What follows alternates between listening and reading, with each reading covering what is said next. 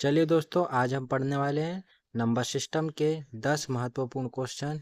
जिसमें पहला क्वेश्चन है, 5 क्रमागत संख्याओं का योगफल 240 है। पहली और अंतिम संख्या का योगफल ज्ञात कीजिए। तो हमारे पास में 5 क्रमागत संख्याओं का योगफल दिया हुआ है। क्या दिया हुआ है? 240 दिया हुआ है। और क्या दिया हुआ है? ये 5 क्रमागत संख्या है, तो इनका एवरेज हम निकाल लेते हैं। तो 5 से डिवाइड करेंगे 240 को, तो इसके हमारा एवरेज निकल आएगा 5 के 20 और ये 5 8 40। तो इसका एवरेज कितना आया? 48। तो 5 क्रमागत संख्याएं दी हुई है, तो 5 प्लेस बना लेते हैं। 5 प्लेस, और 5 प्लेस में एवरेज कितना दिया हुआ है? 48। तो 48 से एक कम कितना हो जाएगा? 47। 47 से एक कम 46, और 48 से एक ज़्यादा 49, और 49 से एक ज़्यादा 50। तो इसने क्या पूछा है? पहली और अंतिम संख्या का योगफल निकालना है हमें। तो पहली संख्या क्या दी हुई है? 46 दी हुई है, और दूसरी संख्या क्या दी हुई है? 50 दी हुई है। तो दोनों का योगफल कितना हो गया? 50 प्लस 46 96, 96। राइट आंसर क्या हो जाएगा? Option number A, 96। दूसरा क्वेश्चन देखते हैं।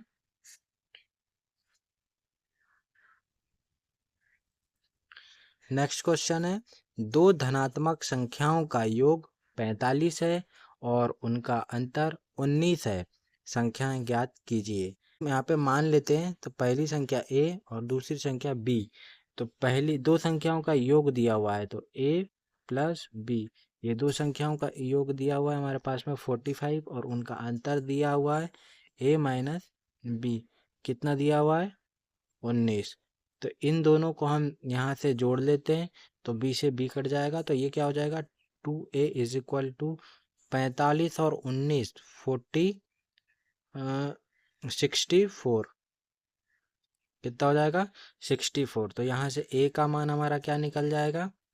ये दो से ये जो दो तिया 6 और दो एक दो दूनी 4, तो यहाँ से a का मान निकल गया हमारे पास में 32।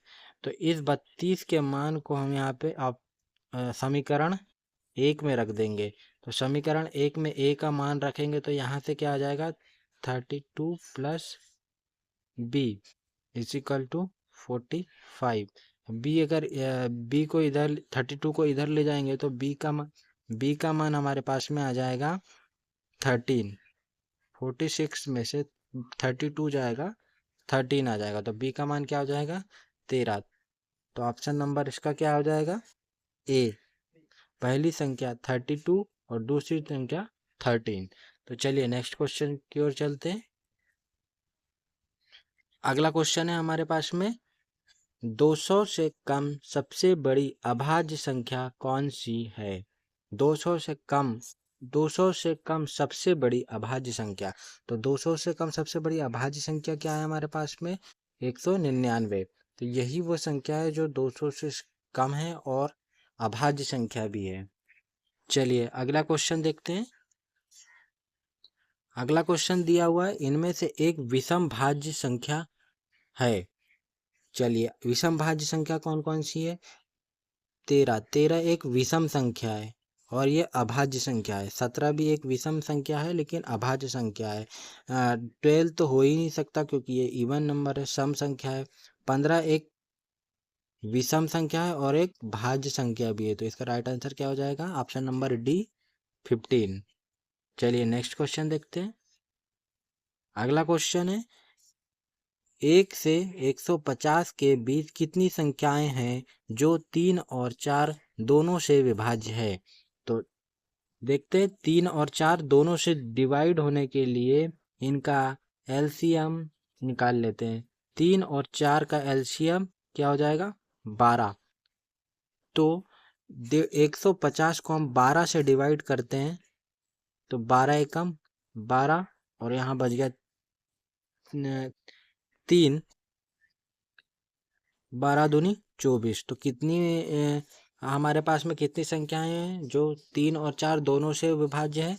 तो संख्याएं नंबर हो जाएगी 12। तो ऑप्शन नंबर क्या हो जाएगा? सी, इसका राइट आंसर। अगला क्वेश्चन है, 100 और 200 के बीच कितनी पूर्ण वर्ग संख्याएं हैं? तो 100 और 200 के बीच में कितनी पूर्ण वर्ग संख्याएं हमारे पास में? 100 के बाद कौन सी पूर्ण वर्ग संख्या आती है? 11 का स्क्वायर, ये कितना होता है? 121। और इसके बाद आता है 12 का स्क्वायर, ये होता है 144। फिर आता है 13 का स्क्वायर, 13 का स्क्वायर कितना आता है? 169, 169। फिर 14 का आता है स्क्वायर, 196। तो ये 200 से छोटी है। तो कितनी संख्या है हमारे पास में? 4 संख्या है। तो इसका राइट आंसर क्या हो जाएगा? Option number B, 4। अगला क्वेश्चन की ओर चलते हैं। अगला क्वेश्चन है हमारे पास में, निम्नलिखित में से कौन से जोड़े सह अभाज्य है? तो चलिए दोस्तों, सह अभाज्य कौन कौन से हैं देखते हैं। सह अभाज्य होने के लिए जो भी संख्या उनका HCF 1 होना चाहिए, तो वही संख्या सह अभाज्य होती है। तो सह अभाज्य संख्या देखते हैं, तो ऑप्शन नंबर ए को देखते हैं। तो ऑप्शन नंबर ए सह अभाज्य संख्या है? नहीं है, सह अभाज्य संख्या नहीं है, क्योंकि ये 2 से डिवाइड हो रहा है, 2 से डिवाइड हो रहा है, इसलिए सहभाज्य संख्या नहीं है। ऑप्शन नंबर बी भी नहीं है, क्योंकि ये 4 और 1 5 और 1 6, 3 2 5 और 1 6, ये भी 3 से डिविजिबल है, तो इसलिए ये भी नहीं है। तो और ये भी एक 5 से डिविजिबल है। और ऑप्शन नंबर सी इसका राइट आंसर हो जाएगा। यह एक सहअभाज्य संख्याएं हैं। कौन कौन से? ऑप्शन सी 59 और 97, ये दोनों ही सह अभाज्य संख्याएं हैं। तो चलिए नेक्स्ट क्वेश्चन देखते हैं। अगला क्वेश्चन है हमारे पास में, निम्नलिखित में से कौन सी सबसे छोटी भाज्य संख्या है? सबसे छोटी भाज्य संख्या, देखिए इसमें 2 प्रकार के क्वेश्चन पूछते हैं, सबसे छोटी भाज्य संख्या और सबसे छोटी अभाज्य संख्या। तो सबसे छोटी अभी पूछा है हमारे पास में, सबसे छोटी भाज्य संख्या कौन सी है? तो भाज्य संख्या निकालने के लिए हम क्या करते हैं, जो भी संख्या है उसके या तो 3 या 3 से अधिक गुणनखंड होना चाहिए। तो 4 के गुणनखंड कितने हैं? 3 गुणनखंड है 4 के। ये 1 से भी डिवाइड होता है, ये 2 से भी डिवाइड होता है, ये 3 से भी डिवाइड होता है, इसलिए इसके सबसे छोटी भाज्य संख्या कौन सी है? Option number B, 4। और सबसे इसी में दूसरा क्वेश्चन पूछता है सबसे छोटी अभाज्य संख्या। तो सबसे छोटी अभाज्य संख्या क्या हो जाएगी? 2। तो इसका राइट आंसर क्या है? सबसे छोटी भाज्य संख्या 4। अगला क्वेश्चन की ओर चलते हैं।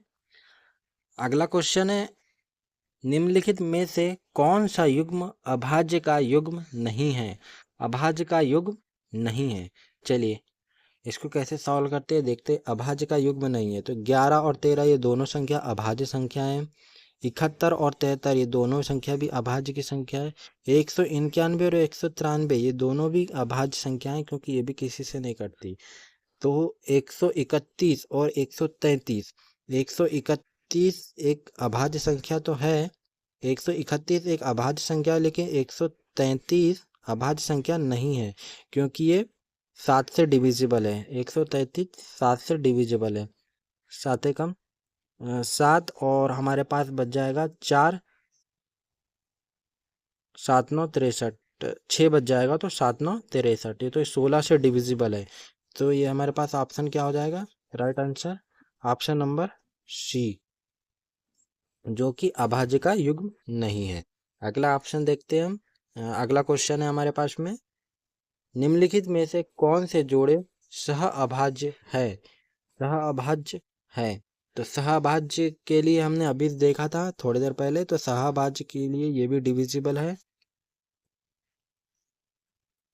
पहला ऑप्शन नंबर ए, ये भी सह अभाज्य नहीं है, क्योंकि ये भी 2 से डिविजिबल है। और 14 ये भी 3 से डिविजिबल है, और शाहबाज सिर्फ 59 और 97 है। और डी नंबर भी 5 से डिविजिबल है। तो इसलिए राइट आंसर क्या हो जाएगा? Option number C. अगला क्वेश्चन देखते हैं। चलिए आज के लिए फ़िलहाल इतना ही।